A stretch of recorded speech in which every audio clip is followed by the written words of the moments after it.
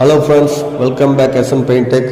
இன்றைக்கி நம்ம disk design Royal play அதுதான் பார்க்க போகிறோம். ராயல் ப்ளேயில் ஏகப்பட்ட டிசைன் இருக்குது. இதில் ஓவராலாக இப்போ ட்ரெண்டிங்கில் போயின்னு இருக்குது டிஸ்க்கு.